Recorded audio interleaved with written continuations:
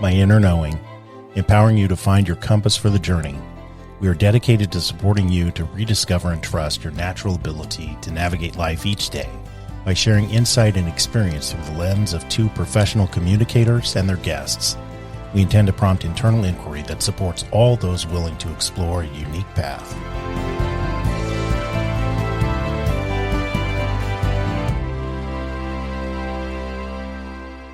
Well, hello. Hello. How are you? I'm great. Good. I'm great. I'm carrying a lot of fear. Yeah. But I'm great anyway.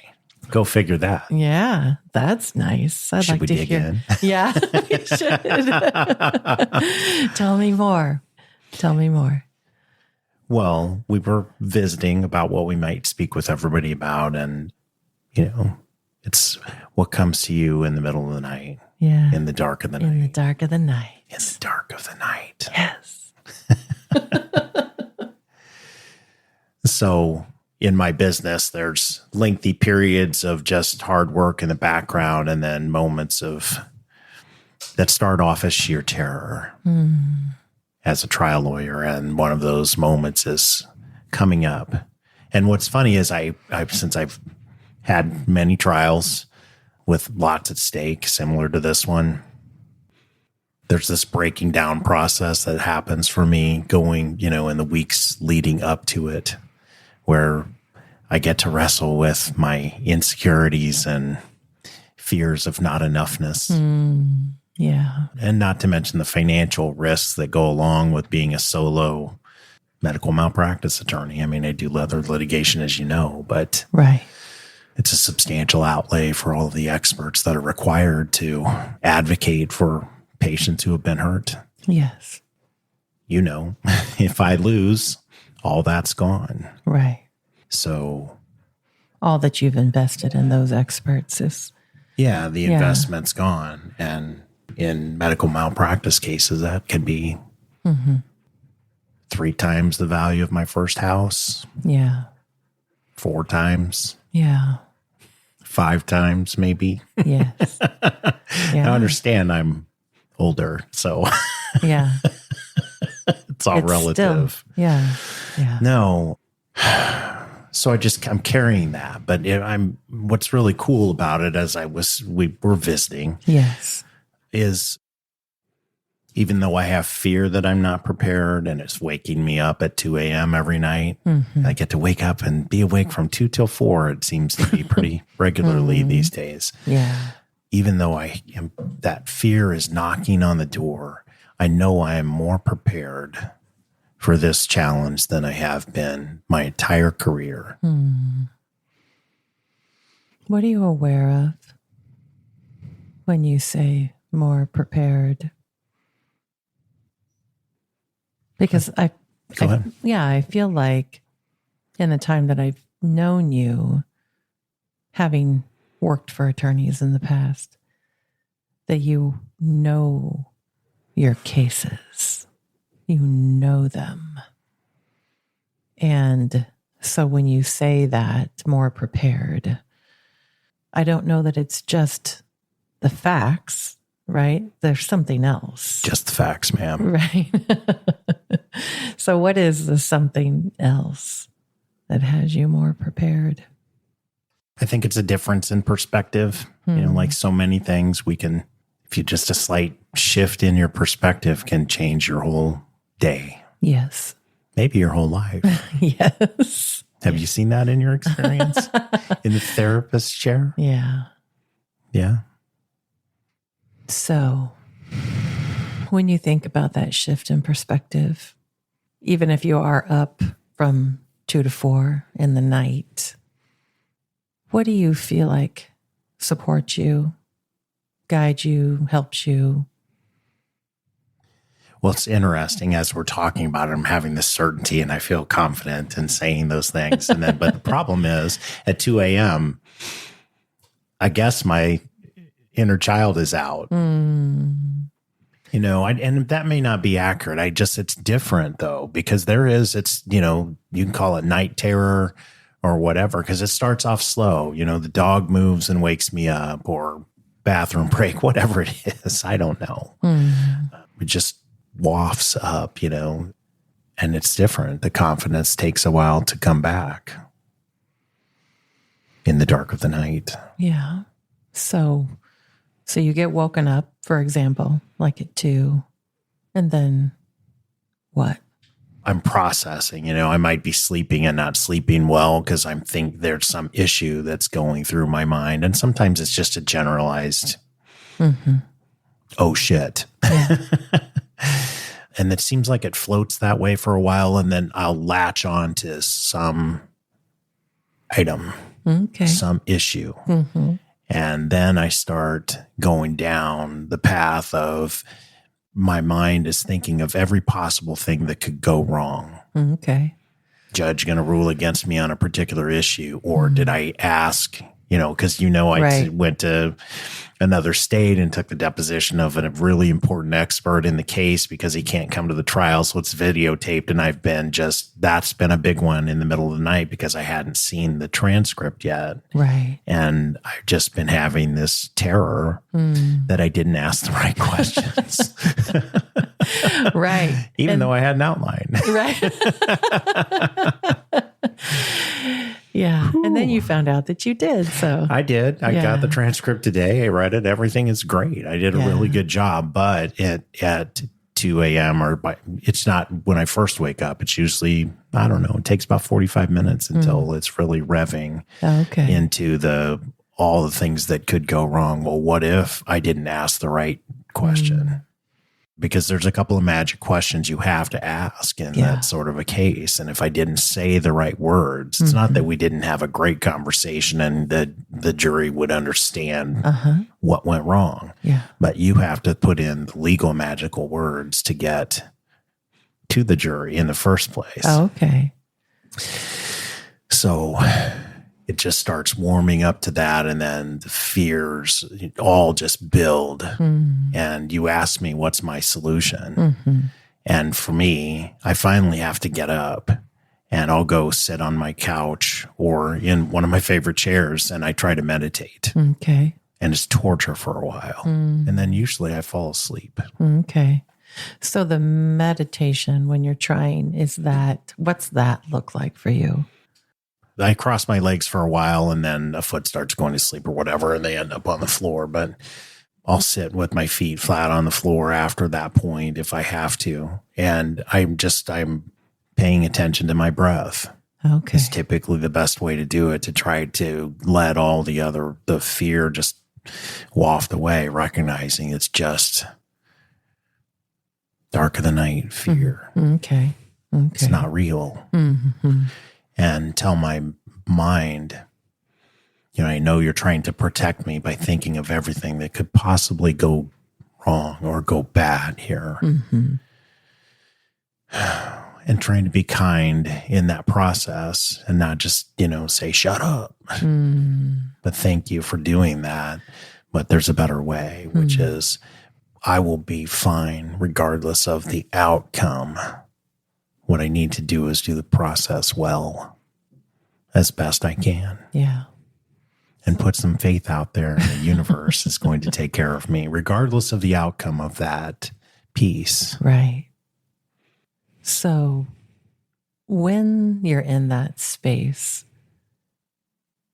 what do you notice in your body? It's tight. Okay. It's interesting because my general anxiety is this space by my solar plexus, to the side. Yeah, where it's kind of angling up from the solar plexus. But this night fear is in my heart. Interesting. Yeah. And it's like when it's getting bad, it almost feels like hyperventilating. I mean, not actually hyperventilating, but it's like my heart is. Isn't that funny? It's not, but it's not racing. I don't feel it pounding, but that's kind of the sensation. Interesting. Inside this, just think of all the things that could happen. We could just crash and burn completely, Yeah. Yeah. Interesting. Yeah. And interesting that we've been in a relationship this long and this is not a conversation we've even come close to having. Isn't that crazy? I'm Welcome to my world, right. Theresa. I mean, it's not like I don't know, right, that you get up at night, but this Right. level of curiosity and exploration and yeah, just that greater awareness of what's really happening. Yeah. And we're not into the super heat of this yet. I've still got 3 weeks left. Right. But right.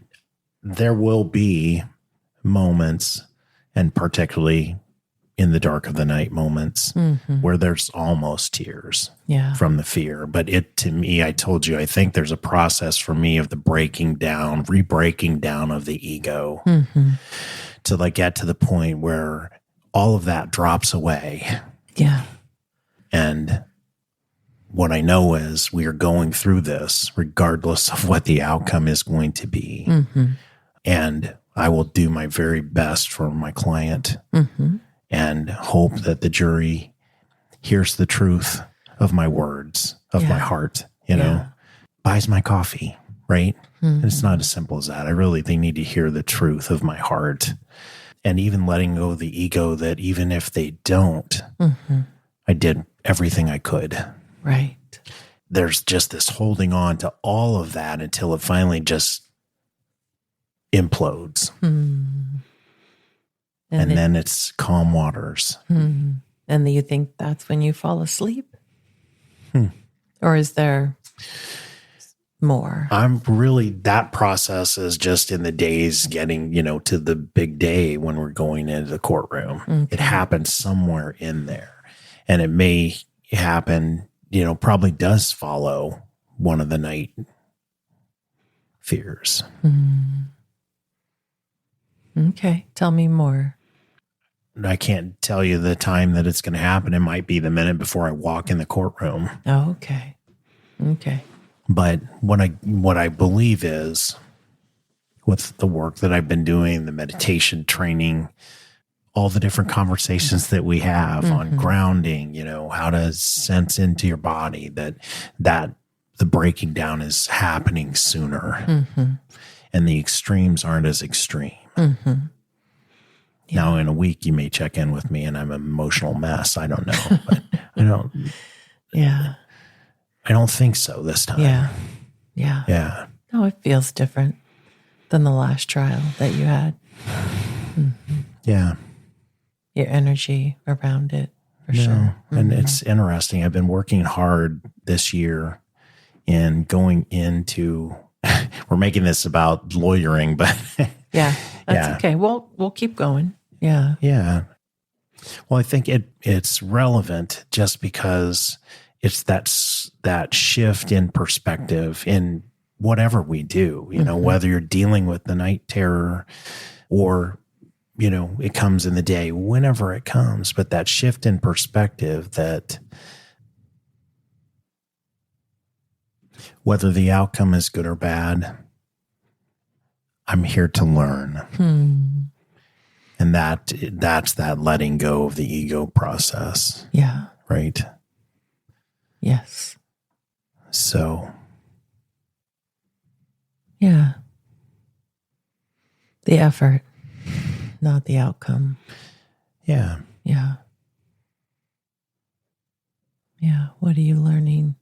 How are you growing? How are you growing when you start thinking about those things? And whether that's in the moment, if you try to sit down and ground yourself and meditate or coming back to the present, because those fears are future projections or past things that are coming up, right? And that. Yeah. If I check in with my body doing that, and the meditation for me helps me drop that in the moment and fall asleep. And what's funny is then the best sleep I get is once I wake back up, I'm sitting up, I wake back up and I'm very tired, groggy, and I can get in bed and then I'll sleep.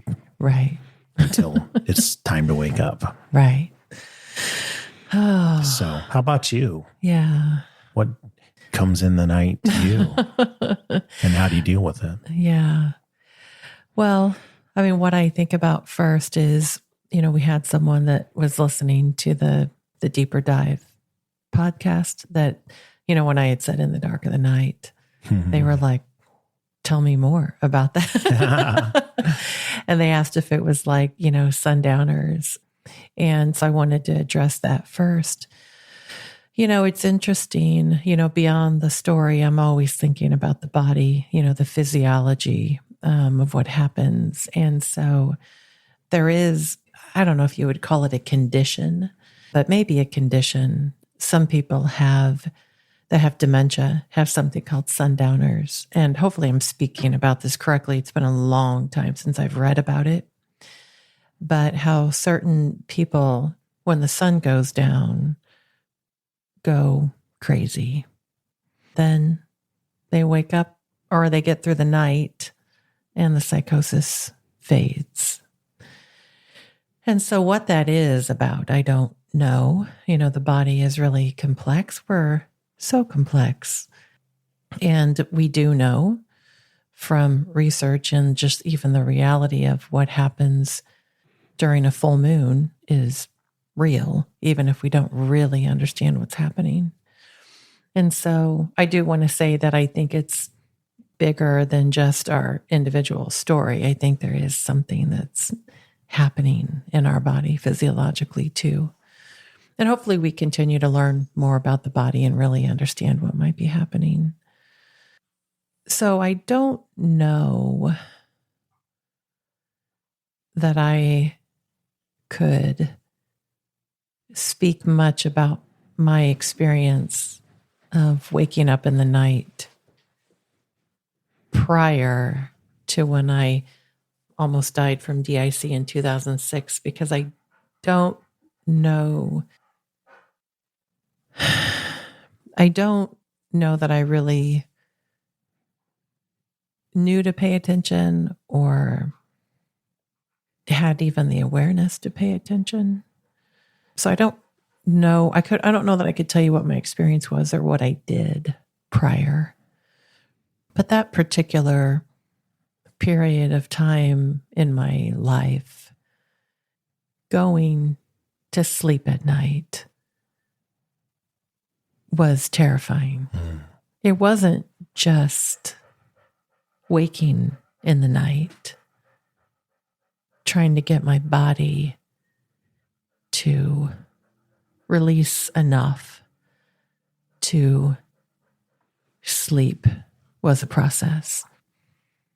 And then if I did wake in the night, it was worse. And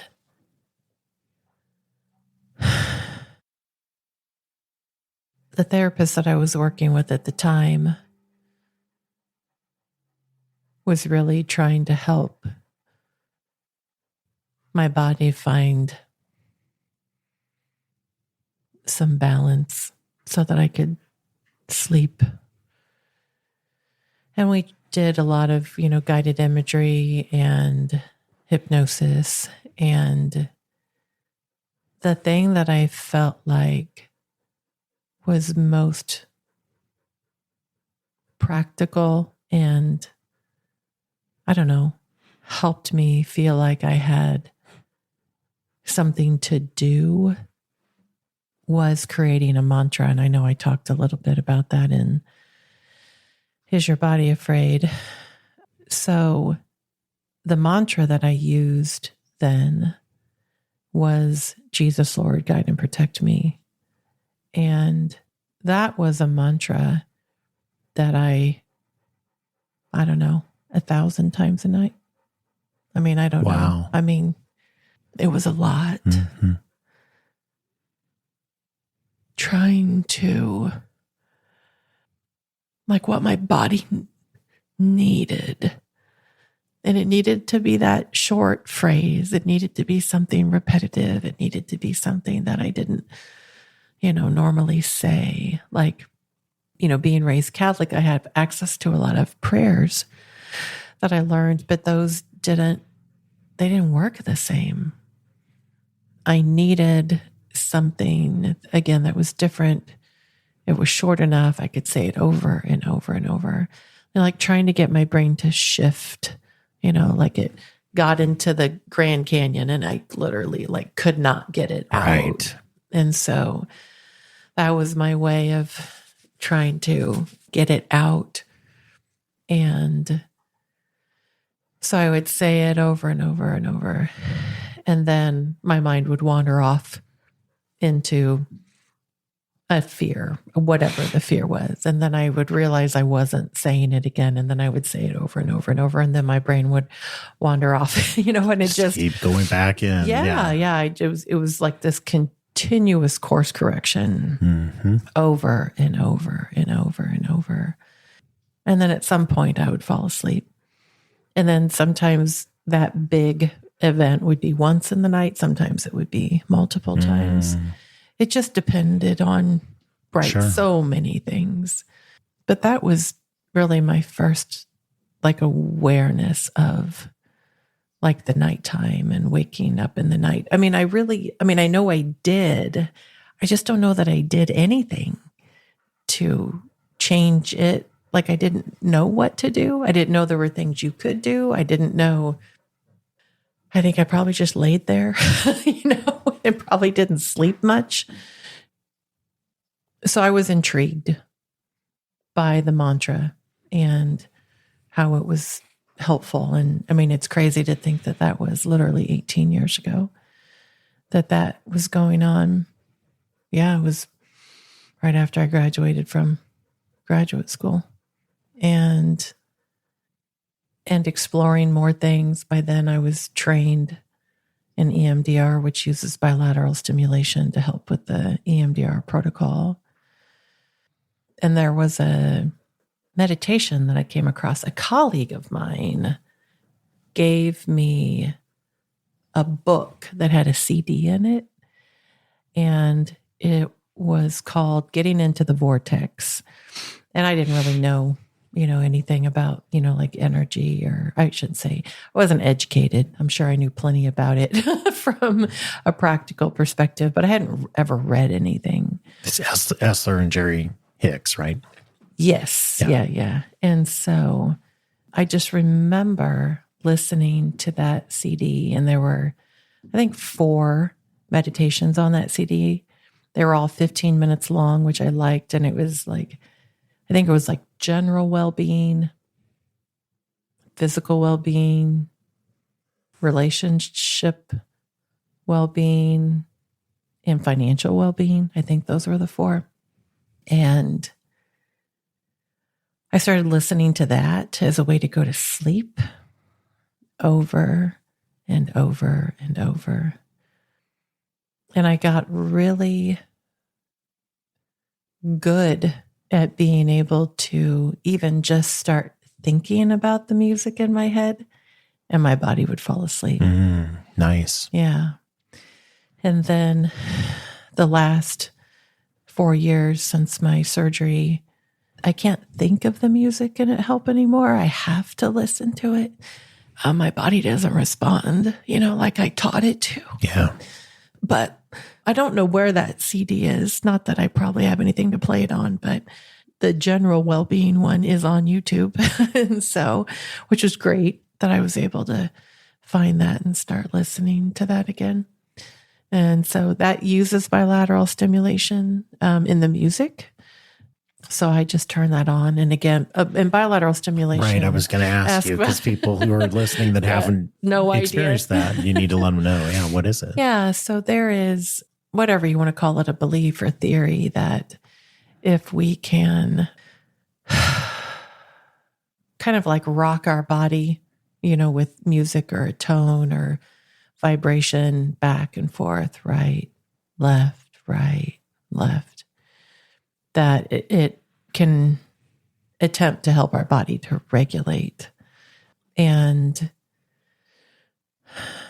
music, I did find in the last, just for reference, it seems like in the last 10 years, I had found a channel on YouTube called Destined Dynamics. Yeah, they're great. You pointed it out to me, and it's great. And it's funny because I'm trying to remember, but I think they are like somebody that a colleague of mine knew, and then he like connected them to me. And then it's like we had conversations, you know, it's like 10 years ago about, you know, like creating music. And I know that they were trying to be very thoughtful and intentional because they weren't mental health clinicians. They had just had really great outcomes from bilateral stimulation. And so they were wanting to offer this gift, you know, to people. And it is lovely.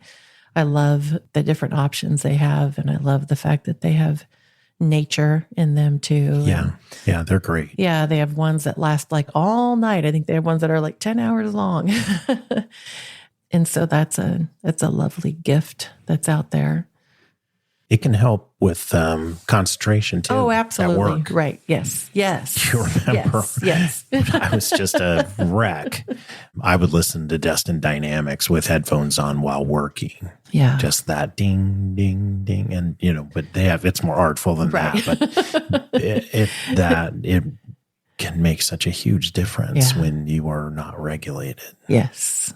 Yeah. Yeah. So those are some things. And I didn't think about this till just now, but who is going to make me cry? You do a lovely job of supporting me when I am struggling in the night. Oh. And I don't know that I am. Like, obviously there's something happening. You know, I'm dreaming, but I'm not aware that I'm dreaming. And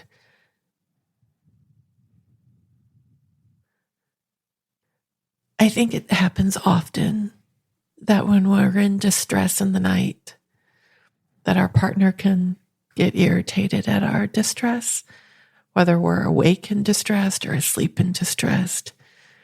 And you are the first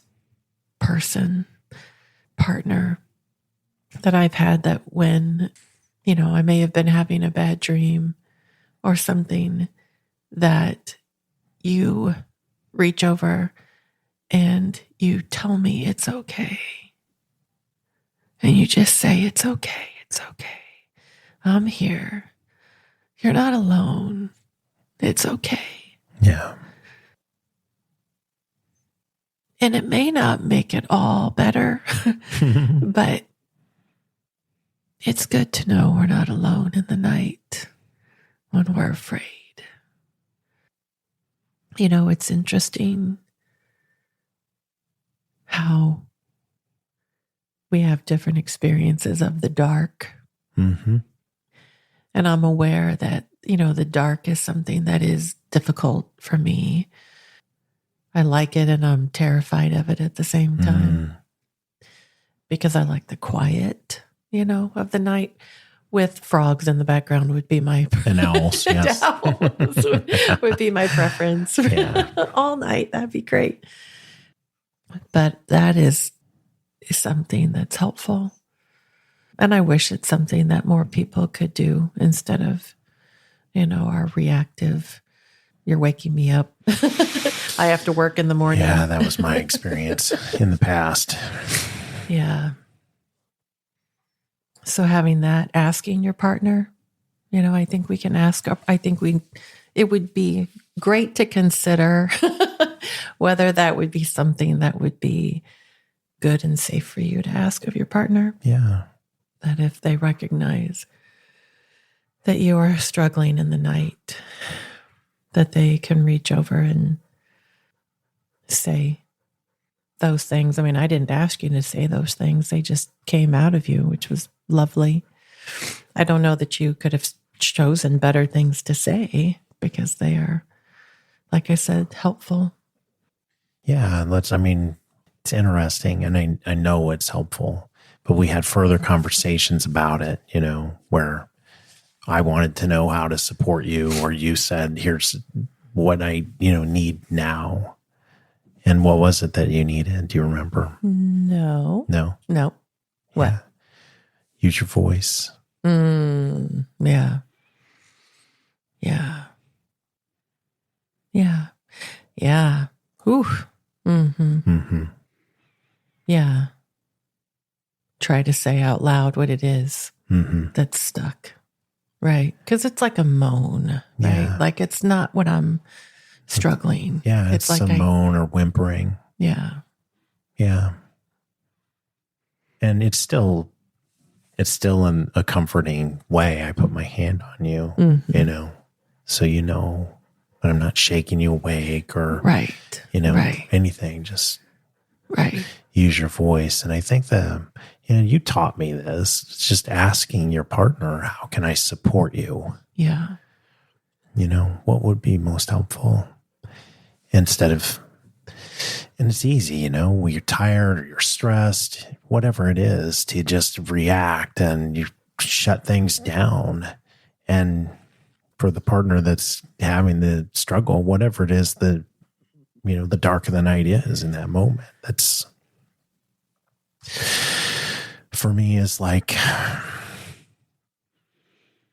being locked in a closet as a baby. I'm sorry, babe. Right. That then not only are you experiencing that dark of the night fear, whatever it is, nightmares, fears, now you have shame piled on top of it for having irritated your partner because you didn't do it right, just because you're having an experience or being you. And so and I'm sharing it not to bemoan that experience, but it's why I know what to do when you're experiencing that, because I know how I would like it to be done. Right. Yeah. I'm glad it was comforting. It still is for you. Yeah. It's striking me. And there's a couple of things. There's a whole lot of emotion for you that comes up around the mantra piece. When you talked about the first mantra, and then when you talked about moving to the bilateral music, but when the mantra didn't work for you anymore, or you couldn't remember you couldn't just think about the music. Yeah, I couldn't bring it up in my body. Right. I'm interested what the emotion is around the mantra.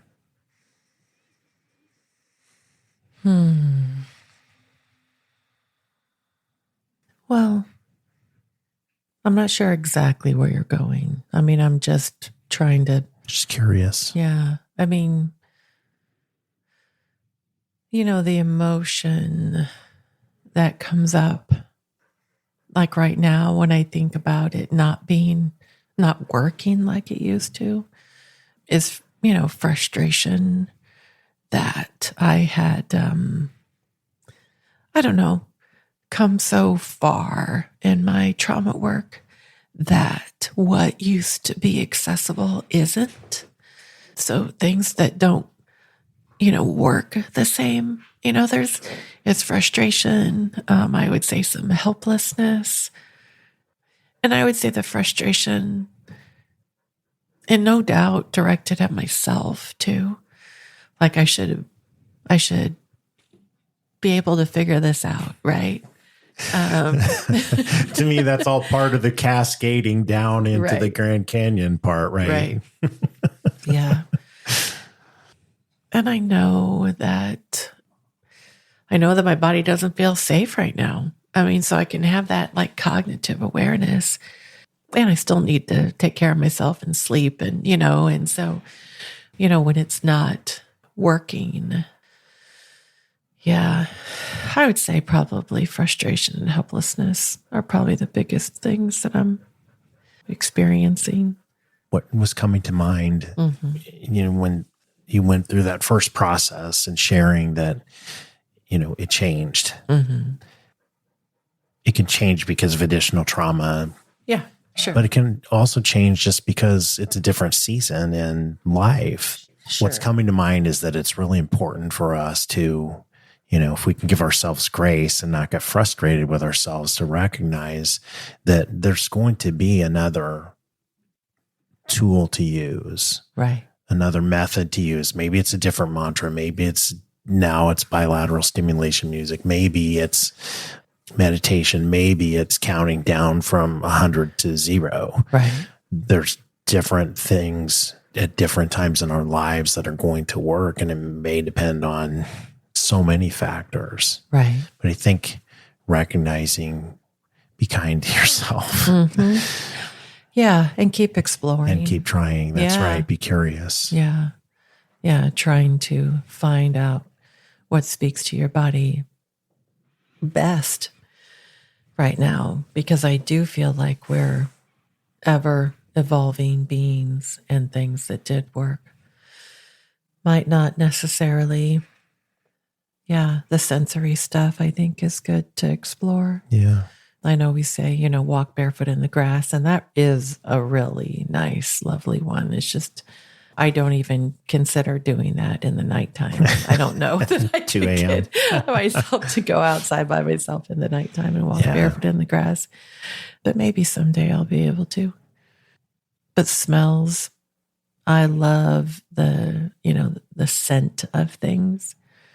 So I do have a lot of things that I can smell if I'm up and I'm having a hard time settling down. I have some like almond salve that's in the drawer next to my bed. I'm going to have to find that. Yeah. Well, it's on my You've side. been keeping a secret. I just thought you were having candy bars over there. Yeah, that I'll put under my nose. It smells. I like the smell of almond. I do. Yeah. And it's not stimulating, like mint or citrus. Right. Or Blast something. yourself with eucalyptus, mint. Right. So finding things, that feel good. One of the other things that I started doing the last few years as I continue to try to find that safety in my, body again. And to me, this is like inner child work, trying to find the comfort piece.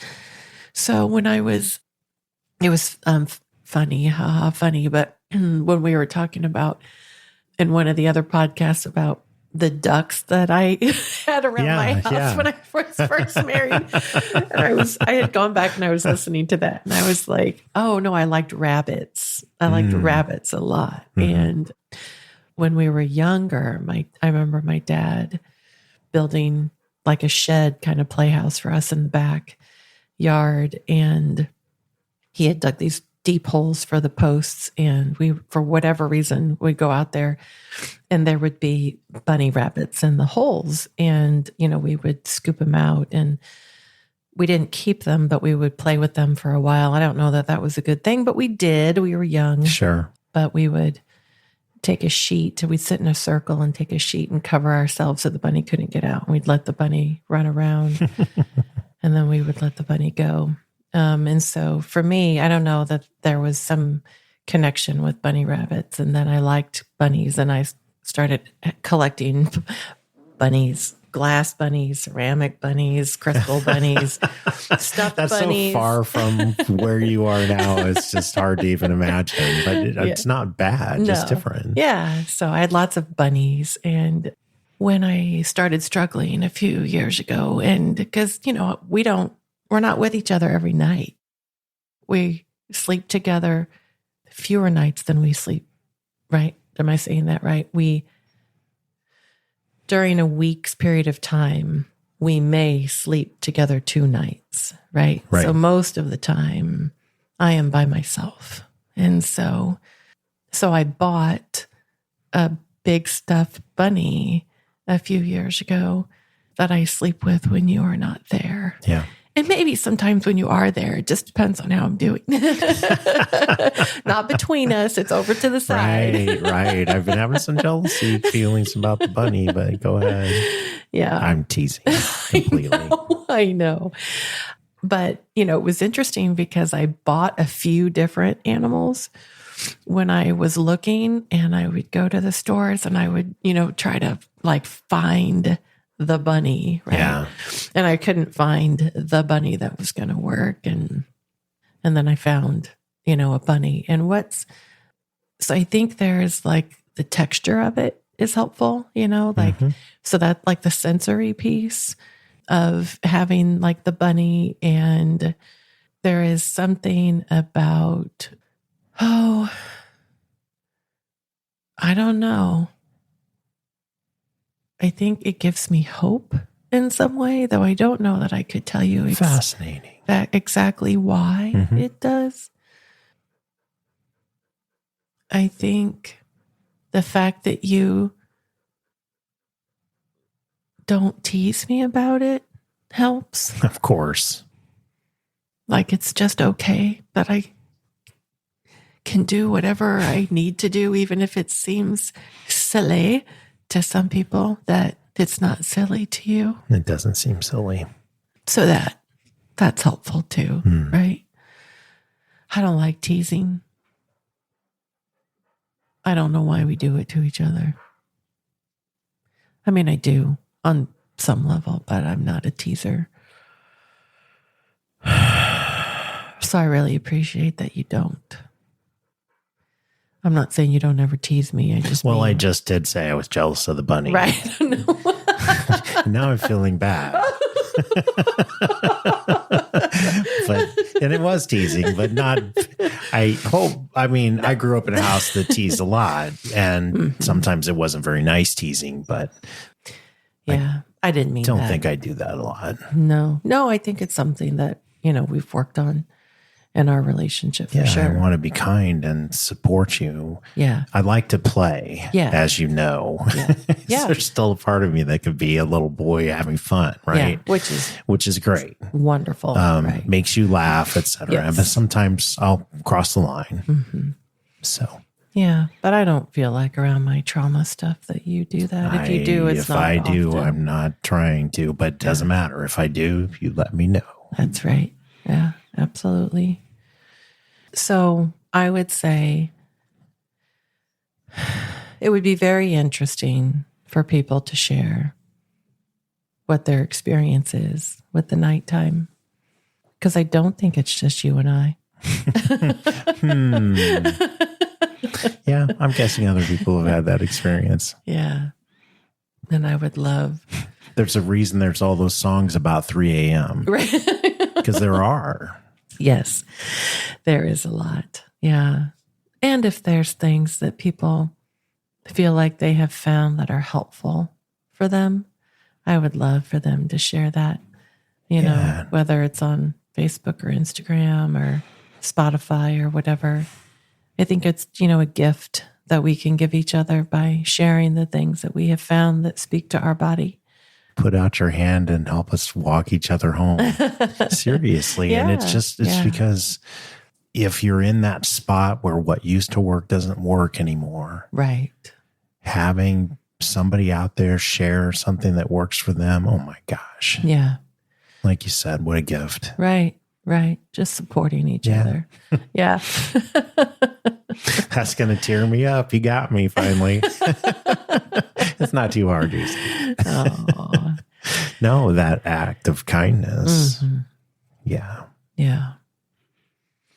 Well, I hope that this was helpful and that the sharing always gives you all more to think about and ask yourself questions about, ask your body questions about, what is happening for me?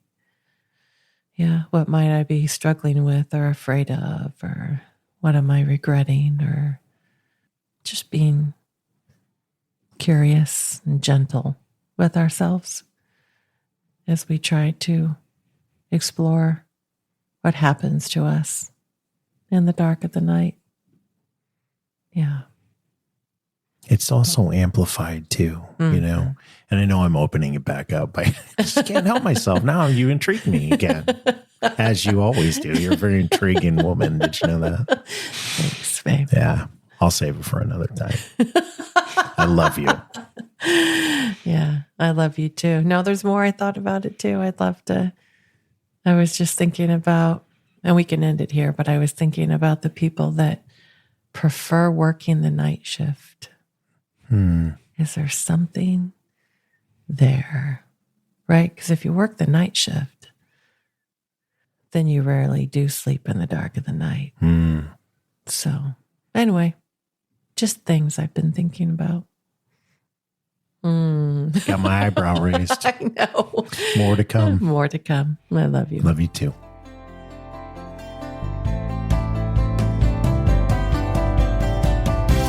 Thank you for joining us today. We are excited to explore life with you. We encourage curiosity, self-growth, and we strive to be more compassionate every day.